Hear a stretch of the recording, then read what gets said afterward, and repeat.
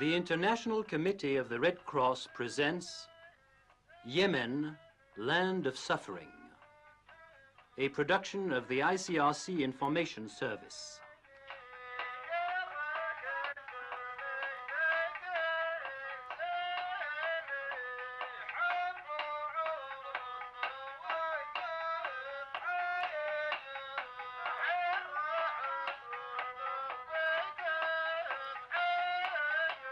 This is Sana'a, the capital of the new Arab Republic of the Yemen, one of the most picturesque towns in the world and one of the least accessible.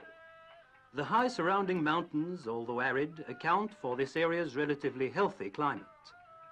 3,000 years ago, the Queen of Sheba reigned wisely over this land, which the Romans later called Arabia Felix, Happy Arabia. In modern times, few are the Western travelers who have been there. Behind the dried mud ramparts, some 50,000 people are crowded in their houses with white decorative framed windows. Their civilization, though it remained aloof from the rest of the world, has produced palaces and monuments of great purity of style.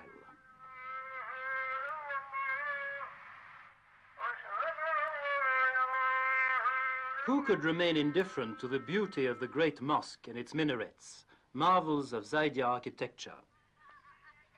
In the streets and marketplaces, there is the usual noisy bustle of Arab towns, but uppermost in everybody's mind is the war between the royalists and the republicans. Towards the end of 1962, civil war broke out in the Yemen. World opinion was not unduly stirred, but the International Committee of the Red Cross undertook to bring assistance to the victims of this fratricidal struggle.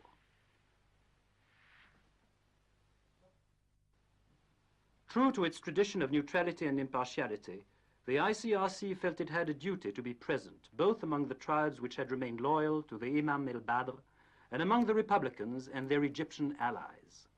For many months, its two delegates at Sana'a have been successfully carrying out a difficult task.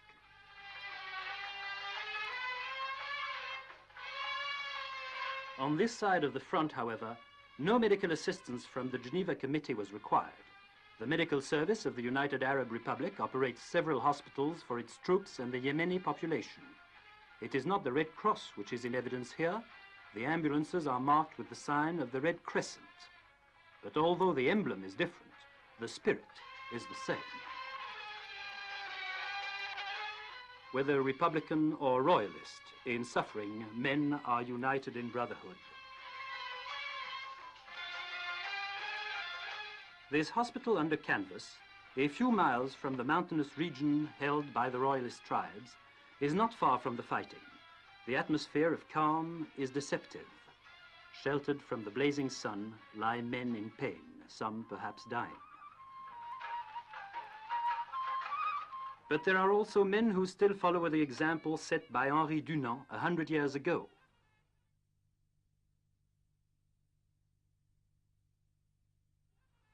For these gallant stretcher-bearers, human fellowship is in the natural order of things. War raged long in this village not far from Sana'a. Some of the population fled as soon as the shooting began. Those left behind continue in dread to till the stony ground, while the elders pray to Allah for merciful intervention. Here too, war brings fear and suffering, famine and death. Ever since their arrival, the Egyptians have guarded the entrance to this huge pit to prevent the people from going to this foul quagmire. For generations, the local inhabitants have drawn water from it, oblivious of the deadly germs to which they were exposing themselves. Now, the medical service of the United Arab Republic brings the drinking water to the village every day, and the people all agree that water brought by lorry tastes better than water from a morass.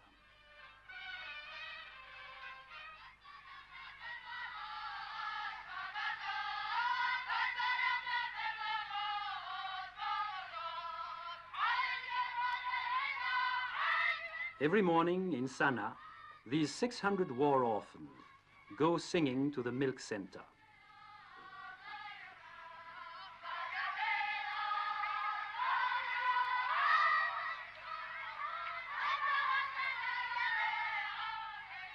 They too stricken by the ravages of war, are in need of assistance from the ICRC delegation. Previously, they were totally lacking in the very commodity which could do them most good, milk. On arrival at the milk center, the children patiently wait their turn in groups of 10. Watched by their guardians, who also welcome this godsend, they enjoy to the full this beverage to which the delegates from Geneva have added vitamins. To make up for the shortage of cups and glasses, sterilized empty food tins have been converted into drinking mugs.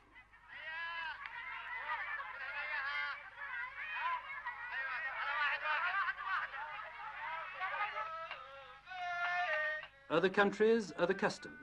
This applies to the educational system also. In the Yemen, the recalcitrant student may be tethered for a week.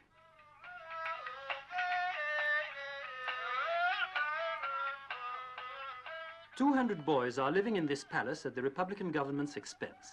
They are the sons of tribal chiefs who have espoused the cause of the new regime. Their presence in the capital stems from a long tradition. Their position is similar to that of the pages, which in olden days the lords left with their sovereign as a pledge of loyalty. For these boys too, the ICRC has brought into Sana'a tons of powdered milk. Distribution takes place every afternoon in a public square.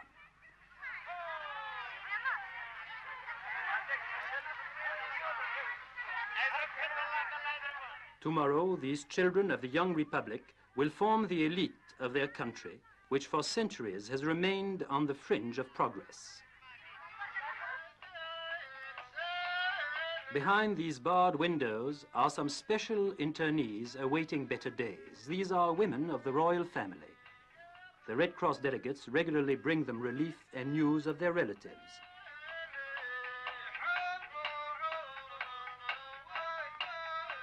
Assistance to prisoners of war is one of the ICRC's traditional tasks. Often, after lengthy negotiations, it manages to arrange for the liberation of some of them. What welcome the ICRC delegate receives when he brings to these men the news that they will be able to return to their own country. Their smile is his greatest reward.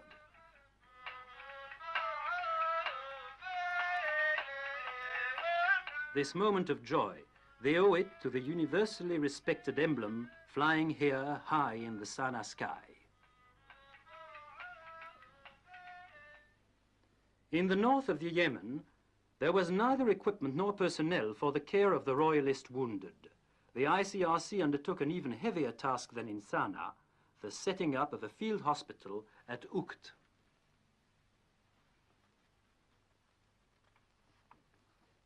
Here, among this outcrop of rocks, lies Ukt in the desert sands extending further than the eye can see across the Arabian Peninsula. A few months ago, only some Bedouin tribes and camel caravans frequented this spot. Today, there are 7 doctors and a staff of more than 20, all recruited by the Swiss Red Cross, working there without respite.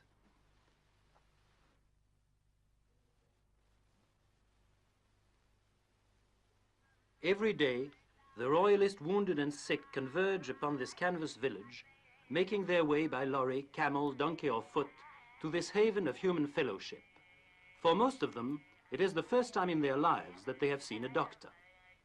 Women and children also stand beneath the burning sun, sometimes for hours, patiently waiting their turn.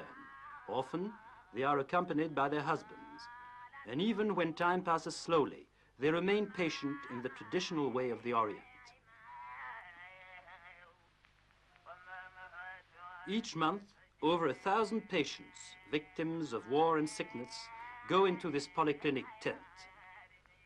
These veiled Bedouin women do not know what the ICRC is, but they know what it does, and that is why they come to Ukt. Every self-respecting Yemenite carries his jumbia, a dagger richly decorated in nickel and silver.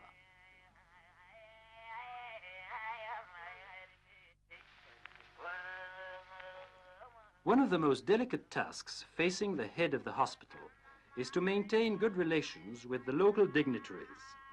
Today, they are bringing in a man who has had shrapnel in his thigh for several months. The limb is gradually becoming paralyzed. It must be operated upon tomorrow.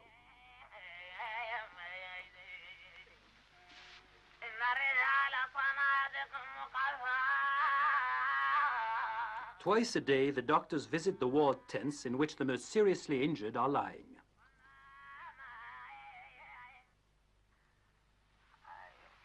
This young specialist in internal medicine, as he does his round with the medical orderly and an interpreter, is welcomed as a friend by these men who have been stricken by the misfortunes of war. There are as many sick as there are wounded, and diagnosis is often a very difficult matter. In this, the Arab interpreter's role is indispensable. Without him, it would take much longer to diagnose the case of malaria, bilharziosis, or stomach ulcers. The chronic malnutrition, which is the loss of these tribes, does not help matters. There are about 90 patients in the hospital, from the fighting area in the east and from isolated villages in the interior of the Yemen. Some toiled on foot for several days, running a fever of 104 degrees. Little did the ICRC know when setting up its field hospital among the population, whose conceptions are still medieval, that it would stimulate a new idea, the idea that sickness and injuries may be cured. The people who formerly were resigned to suffering and death now flock in their hundreds to Ukt. For these Yemeni, relief of suffering, healing and cure are miracles. Their gratitude to the doctors and nurses is touching to behold.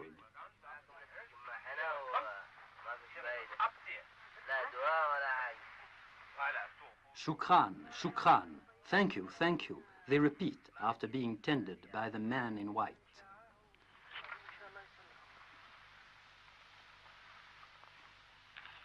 In this sanctuary for the suffering, there are a number of cases of shock. They have lived through the nightmare of war, they have survived air raids, they have seen those dearest to them killed.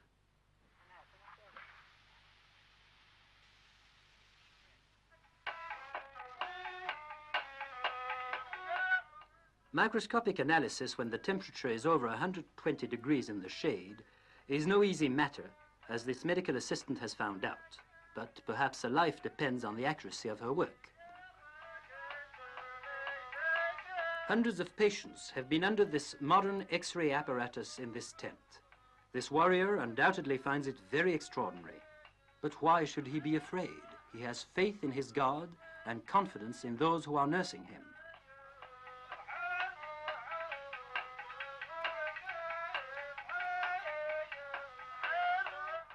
In this negative, as in others, the radiologist can read the misfortunes and suffering of a people. A casualty is brought in from the front this very morning. He has been seriously wounded in the stomach by shrapnel. Here in this white cabin, called the cleaner box, a marvelous example of technology in the service of medicine, the surgeons will save his life. The whole unit had to be hauled across the rough tracks of Saudi Arabia and the Yemen for 15 days. The operating theater within is only 6 foot by 9, but it is equipped with the latest devices, a sterilizing plant, running water, and air conditioning, all of which are essential for work in the desert. Now, with lancet, forceps, aseptic thread, and the other implements of his profession, the masked white-robed surgeon and his assistants carry out operations at Ukt, just like in any hospital in a modern city, whilst an anesthetist keeps a watchful eye on her apparatus. Several hundred surgical operations have been performed here. In order to undertake this humanitarian task, which it alone was able to assume, the ICRC relied on official and generous support in the land of Henri Dunant. Indeed, the Swiss Red Cross has supplied the largest part of the medical and technical staff working at Ukt. Other national Red Cross societies have sent doctors and nurses to lend their colleagues a hand. Lost in the vast expanse of desert wastes, these volunteers, doctors and assistants, accomplish a difficult but magnificent task.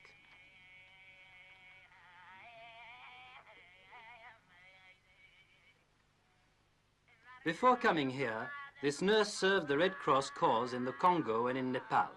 She must have endless patience and dedication to inculcate the rules of modern hygiene into these outcasts of fortune. But the gleam of gratitude in these eyes is not dimmed by the flush of fever.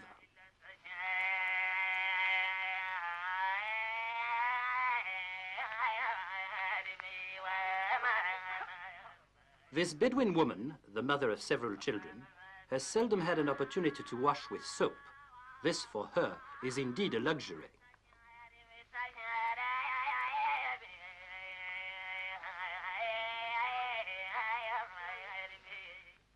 There's no keeping in bed this old stalwart who had to undergo an operation on his leg.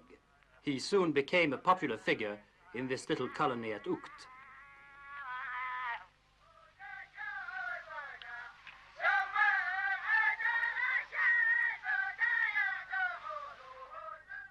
This is a big day for the hospital. A plane has arrived from Switzerland with several tons of equipment, food, and medical supplies. But this is an exceptional case. For the sake of economy, most supplies come by lorry, a long haul lasting several days and not without danger. Sometimes, the sandstorms are so strong that the tents are inadequate to protect stocks, which must be tucked away between the rocks and covered with large plastic sheets.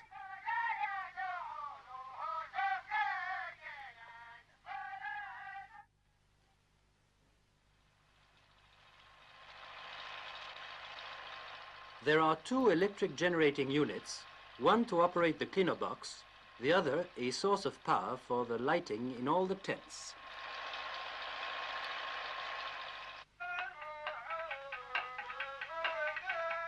In the open-air kitchen, the cook has to rely on his two wood-burning stoves, but the food is appetizing nevertheless. The main difficulty is the water supply. It never rains at Ukt, and the nearest well is 15 miles away. A water truck makes the trip every day to bring back the precious liquid.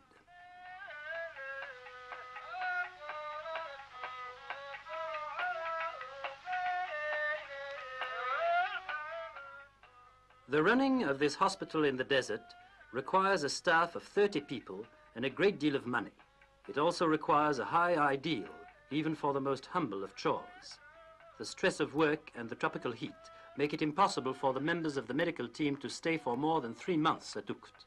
But when they leave, making way for fresh replacements, they have the satisfaction of having carried on to good effect the Red Cross struggle against suffering.